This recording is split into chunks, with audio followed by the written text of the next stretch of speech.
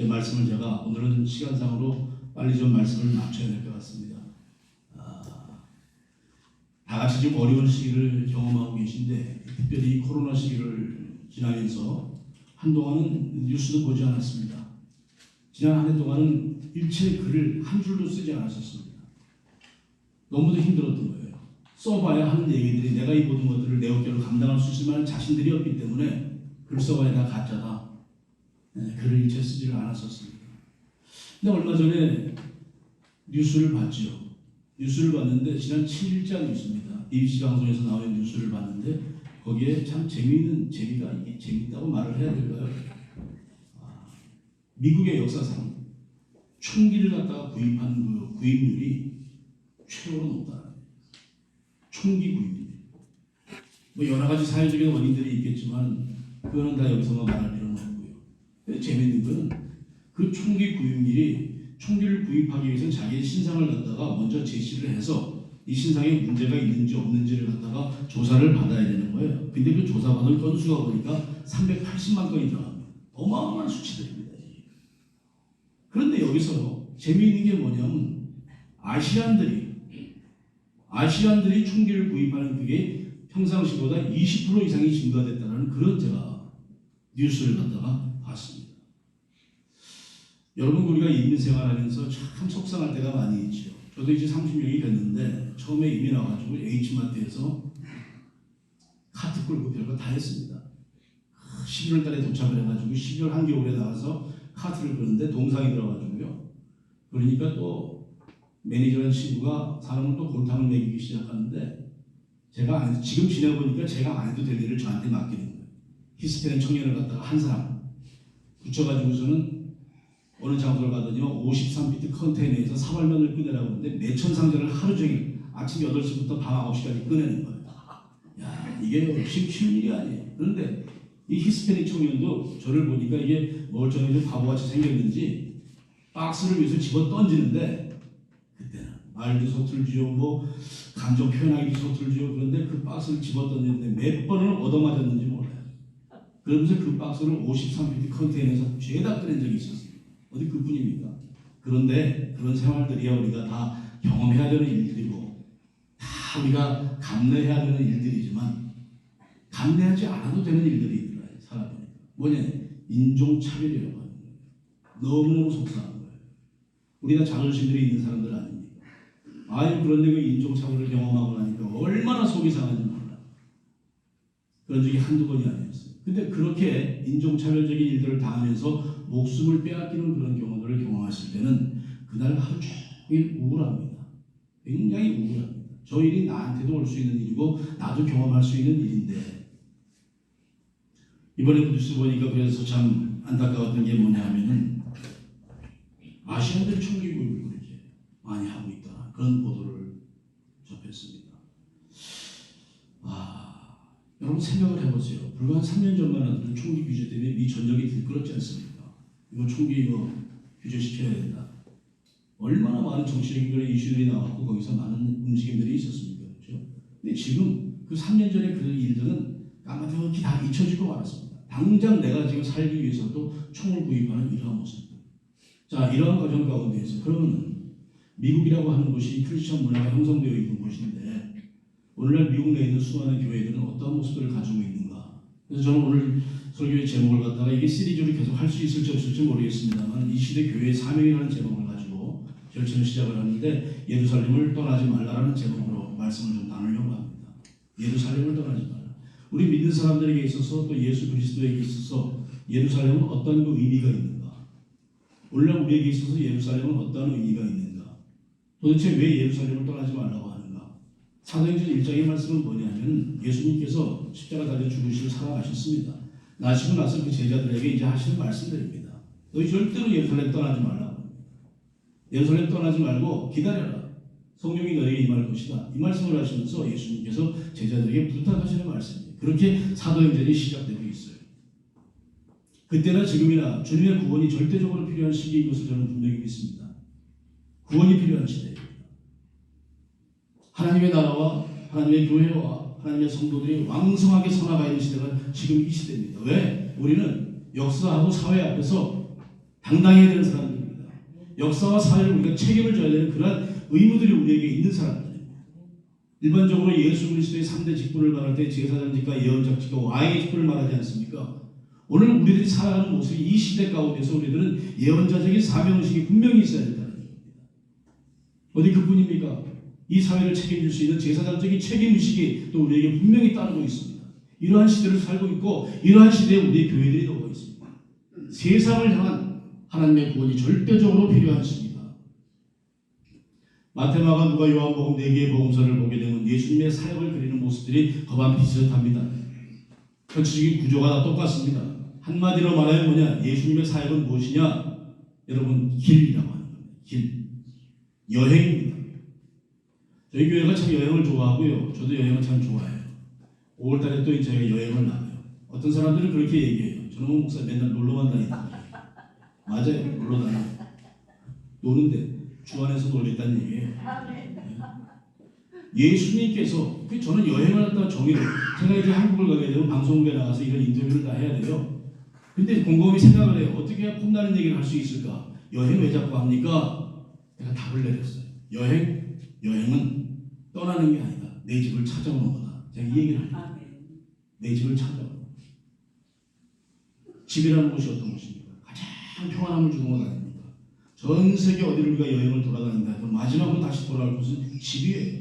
여행은 떠나는 게 아니다. 내 집을 찾는 과정이다. 이렇게 얘기해요. 마찬가지야. 우리 주님께서도 마찬가지예요. 주의 사역 전체를 보십시오. 바닷가에서 고기 잡는 사람들에게 주님께서 말했습니다. 너희들 날 따라와라 했습니다. 주님의 사역의 그 길을 따라가는 거예요. 그 사람들. 주님이 가고자 하는 선교적인 목적을 가지고 나가고 하나님 나라의 임재를 갖다가 만들어 나가시는 주의 그 여행의 길에 이들이 동참하고 있는 거예요. 따라오라니까 그들은 주저하지 않고 예수님을 따라가는 거예요. 그 길 따라 나서는 겁니다. 그 길이 근데 만만한 길이 아니라는 거죠. 좁은 길이었던 얘기입니다. 너무너무 좁은 길이었고요. 좁고 협착해서 아무나 갈 수 있는 그런 길들이 아니었었습니다. 그러나 예수께서는 그 길을 몸소 가셨고 예수를 따르는 제자들은 그 길을 뒤따라갔어요. 근데 어떻습니까? 예수님에게 있어서 사역에 있어서 그 끝, 예수님에게 있어서 복음을 증거하는 그 여행의 끝은 어디였냐 하면 예루살렘이었다고 하는 거죠. 예루살렘으로 가는 거예요. 여러분 우리가 부활주일과 고난주가 다 지금 지나가지 않습니까? 그 가운데서 예수님의 행적을 보세요. 많은 사역들을 증거하시면서 그가 죽음을 말씀하고 난 이후에 예루살렘을 들어갔습니다. 수없이 많은 사람들이 예수님을 찬양했습니다. 호산나 호산나 다윗의 왕으로 오시는 그들이 가지고 있었던 생각이 틀렸어요. 말씀드렸지만 그들이 예수를 십자가에 못 박아 죽이는데 걸린 시간은 딱 5일이면 충분했었습니다. 예수님은 그 길을 가는 거예요. 도대체 예루살렘이라고 하는 것이 어떠한 의미가 있었길래 우리 예수님께서는 그 예루살렘을 향해서 갔을까라고 하는 거예요. 예루살렘이라고 하는 것은 유대인들에게 있어서는 천년의 땅입니다. 여러분. 굉장히 중요한 것입니다. 이스라엘을 가보니까 그 중요성을 또 알 수가 있겠습니다. 왜 예루살렘이 이스라엘 백성들에게 그렇게 중요한 땅이었냐 하면 예루살렘에는 성전이 있었기 때문에 그렇습니다. 성전이 있었기 때문에. 단순한 건물이 아닙니다. 구약 전체를 통해서 전개되고 있는 성전에 관련된 그런 신학적인 모습들을 보게 되면 성전은 바로 하나님과 이 세상을 연결시켜주는 세상의 중심이라는 얘기예요. 그곳을 향해서 예수님께서 가시는 거예요. 그 예루살렘이 예수님의 집이었던 거예요. 그 예루살렘을 향해서 나아가는 거예요. 세상의 중심. 뭐 우리가 그리스 신화를 굳이 들먹이지 않더라도 세상의 신화에 대한 얘기들은 알지 않습니까? 강단에서 굳이 뭐 신화 얘기를 할 필요는 없고요. 이스라엘 백성들에게 있어서 뭐냐? 예루살렘은 어떤 것이었냐? 신앙의 중심이었습니다. 모든 순례자들이 그곳을 향해서 가는 중심이었습니다. 예루살렘으로 가는 그 길이 얼마나 기뻤는지 압니까? 얼마나 감격스러운지 압니까? 여러분 시편을 보게 되면 시편 120편에서 134편까지 전부 다 성전에 올라가는 노래로 쫙 연결이 되고 있어요. 동일하게 연결돼요. 그 중에서 여러분 우리가 잘 알고 있는 121편 말씀 보세요. 유명한 말씀 나오지 않습니까? 그들이 성전을 향해서 가는 과정에서 내가 산을 향해서 너를 들리라. 나의 도움이 어디에서 올까? 나의 도움은 천지를 지으신 여호와이시오. 여호와께서 너를 실족지 않게 하시며 너를 지키시는 이가 졸지 아니하시리라. 그 험난한 길을 가는 과정 속에서 광야길을 가는 과정 속에서 도적을 만날지도 모르는 과정 속에서 그들은 천지를 지으신 여호와 하나님의 도우심을 간구하면서 예루살렘 성을 향해서 나아가는 거예요. 얼마나 벽이 뜨거울까요? 그들이 고백합니다. 여호와께서 내 오른쪽에서 내 그늘이 되시나니 낮에 해가 너를 상하게 하지 않으며 밤의 달도 너를 해치 아니하리로다. 여호와께서 너를 지켜서 모든 환난을 면케하시며 너의 영혼을 지키시리로다. 너의 출입을 지금부터 영원까지 지키시리로다. 성전을 향해서 나아가는 이스라엘 백성들의 진정한 고백이었습니다. 그토록 그들에게는 성전이 너무너무 중요했던 것입니다. 잠깐 다시 말씀을 드리면 우리 주님에게 있어서 그러면 예루살렘은 어떤 여행이었을까? 집으로 가는 거예요. 집으로 가는 거예요. 절기 때마다 예루살렘 성전에 올라갔던 주님의 어린 시절을 생각해 보시고 이제 마지막에 그의 죽음을 거기에서 맞이할 생각을 하시고 주님께서 예루살렘으로 가시는 거예요. 집으로 돌아가는 거예요. 그 집이 어떤 집일까요? 우리 모든 그리스도인들에게 있어 동일하게 우리가 적용해야 되는 말씀들입니다. 내 아버지, 내가 가장 사랑하고 나를 가장 사랑하시는 내 아버지께로 가는 거예요. 그게 예루살렘의 일들입니다. 내 아버지가 계신 곳입니다. 내 사랑이 있는 곳입니다. 하나님이 계신 곳입니다. 예수께서 예루살렘을 도착을 했습니다. 그런데 여러분 마가복음서를 보게 되면 참 비통한 얘기들이 나오고 있어요. 그 자기의 고향 예루살렘을 갖다 찾아갔는데 예루살렘 성전에서 일어나고 있는 그 말도 안 되는 그와 같은 소식들을 성경은 우리에게 그대로 기록을 해주고 있습니다. 소위 말하는 성전 정화 사건이라고 합니다. 마가복음 11장에 나와 있습니다. 그들이 예루살렘 성에 들어가니라 예수께서 성전에 들어가서 성전 안에서 예배하는 자들을 내쫓으시고 돈 바꾸는 자들과 비둘기 파는 자들의 의자를 둘러 엎으시고 아무나 물건을 가지고 성전 안으로 지나다님을 허락지 아니하시고 이에 가르쳐 이르시되 기록된 바 내 집은 만민이 기도하는 집. 만민이 기도하는 집. 내 집은 만민이 하나님을 만나는 집. 근데 거기서 그들이 장사 기르고 강도의 소굴을 만들었다고 주님께서 책망하시면서 그 상을 뒤엎어버리시는 거예요. 당연히 우리 주님 죽으시지요. 예루살렘에서 죽은 이유 너무 자명합니다. 내 아버지 집인데 그 내 아버지 집이 강도의 구별이 되어 있습니다. 이게 무슨 짓거리냐? 뒤집어 엎어버렸습니다. 그 세력들 때문에. 그 세력을 인간적인 모든 생각으로 대적하려는 것이 아니라 그 모든 세력들의 잘못된 죄악 모든 것들을 주님께서 지시고 하나님의 공의를 거기서 실현해 나가시는 것입니다. 예루살렘 성의 폐역에 대한 것은 이미 구약 성경에서도 예언되어 있던 부분입니다. 미가서와 이사야서를 보게 되면 분명히 그 예언이 나와 있습니다. 미가서를 읽어드립니다. 3장 1절에서 3절입니다. 내가 또 이르노니 야곱의 우르머리들과 이스라엘 족속의 통치자들아 정의를 아는 것이 너희의 본분이 아니냐. 너희가 선을 미워하고 악을 기뻐하며 선을 미워하고 악을 기뻐하며 백성의 가죽을 벗기고 그 뼈에서 살을 뜯어서 그들의 살을 먹으며 그 가죽을 벗기며 그 뼈를 꺾어서 다지기를 냄비와 솥 가운데 담을 고기처럼 그렇게. 얼마나 무서운 여기서 예언의 말씀이 기록되어 있습니다.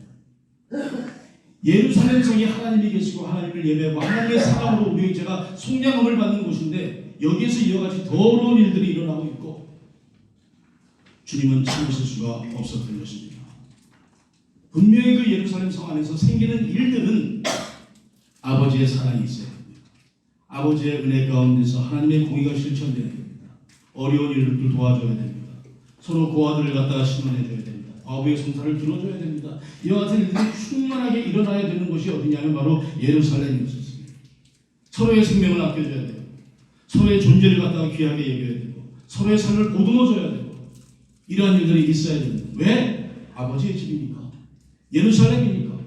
그런 일들이 있어야 되는데 그런 기대를 가지고 예루살렘에 가셨는데 우리 주님의 기대와는 달리 예루살렘 성의 모습은 더럽기 짝이 없었고 강도의 소굴이 되고 말합니다. 야고보와 요한을 한번 생각해 봅니다. 예루살렘 성을 향해서 주가 사역을 할 때에 그들이 뭐라고 얘기합니까? 주님, 하나님 나라에 가면 하나님 좀 좌편에 난 우편에 앉아주십시오. 이런 말을 하잖아요. 주님께서 얼마나 안타까웠을까요? 하시는 말씀이 너희가 지금 뭘 구하는지 너희가 모르는구나. 너희는 내가 마시는 잔을 분명히 다 마실 수 없다. 마셔야 되는 거야. 내가 받은 세례의 의미를 몰라. 알아야 되는 거야. 야고보와 요한이 주께서 말씀하시는 그 의미를 알았다라고 하게 되면 십자가상에 달린 두 강도 얘기할 것도 없습니다. 한편에 야고보가 달려야 되고 한편에 요한이 달려서 죽었어야 되는 거예요. 그 사람들은 그런 걸 몰랐었죠. 그들이 받은 이 땅에서의 영광만 생각했던 것입니다. 얼마나 주님께서 안타까우셨겠습니까? 이러한 주님의 모습을 우리가 잘 생각을 해야 돼요. 우리 주님에게 있어서 예루살렘 성은 어떠한 곳인가? 아버지의 집입니다. 아버지의 집입니다. 너무도 안타까운 일이 있는 거예요. 그런데 그런 안타까움들을 보여주면서 오늘 우리가 읽던 성경 1장 말씀을 보게 되면은 부활하신 그 제자들, 이 주님께서 제자들에게 하시는 말씀입니다. 너희는 예루살렘 성 떠나지 마라.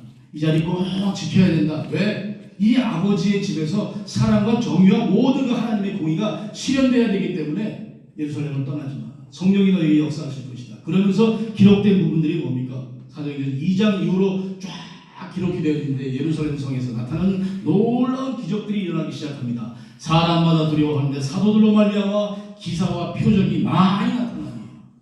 믿는 사람이 다 함께 있어서 모든 물건을 서로 통용하고 재산과 소유를 받아서 각 사람의 필요에 따라 나눠주고 날마다 마음을 같이해서 성전에 모이기를 힘쓰고 집에서 떡을 떼며 기쁨과 순전한 마음으로 음식을 먹고 하나님을 찬미하며 또 온 백성에게 칭송을 받으니 주께서 구원받는 사람의 수를 날마다 더하더라. 주의 역사입니다. 하나님의 공의가 실현되는 것입니다. 예루살렘 성에서 이와 같은 역사가 일어나야 되는 것을 아시는 주님께서 우리에게 분부하시는 말씀입니다. 너희는 절대로 예루살렘을 떠나지 마라.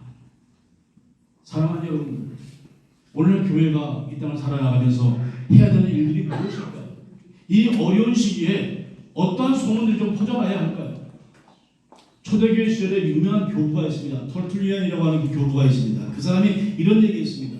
교회의 진정한 모습 보려면 논중의 그런 힘들을 보지 마라. 그들이 얼마나 서로 사랑하는 바를 그거를 볼 때 진정한 교회의 모습이 나올 수 있다. 서로 얼마나 사랑하는 이거 보라고 해요.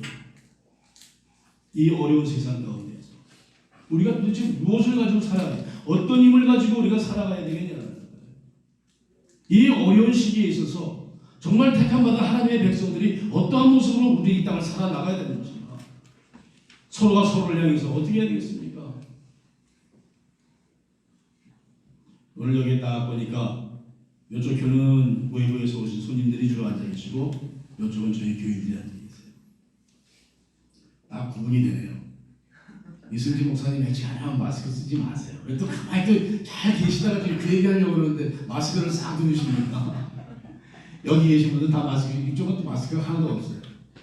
사랑하는 여러분들, 간략하게 다른 말씀드릴게요. 로고스 교회가 오늘 여기에 오셨으니까 말씀을 드리는데 2019년도 1월 6일 날 개척했습니다. 이제 2년 차입니다. 초보자. 그런데 개척을 하고 나서 여러분 기억하시겠지만 팬데믹이 생길 때 제가 작년도 2020년도 2월 달에 한국에 집회를 갔다가 들어와서 2월 22일 날 들어왔는데 29일 날 지나고 3월 중순부터 팬데믹이 휩쓰기 시작했었어요. 어떻게 할 것인가 굉장히 고민이 됐어요. 이 예배를 드려야 되나 말아야 되나. 전부 다 예배 드리면 안 된다고 그러죠. 예배 드리면 경찰이 와서 잡아간다고 그러죠. 별 희한한 소리들이 다 들리는 거예요. 예배를 드려야 되나 드리자. 그것은 절대로 오비로 드리는 것도 아니고요. 여기에 써있지 않습니까? 시편 91편 4절 1000만명이 쓰러지더라도 하나님께서 너를 지키실 것이다. 걱정하지 마라. 이 말씀을 부어잡기 시작했습니다. 말씀 그대로 말씀에 의지했습니다. 오늘날까지 한 명도 한순간도 빠지지 않고 하나님께 예배를 드렸습니다. 하나님께서 그 모습을 기뻐하셨는지 모르겠습니다. 요돈 169가에 가면 저희 선교관이 있습니다. 그 조그만 교회가 한 5명, 6명 교회가 그 169가를 인도에 나가는 것도 기적이었었습니다.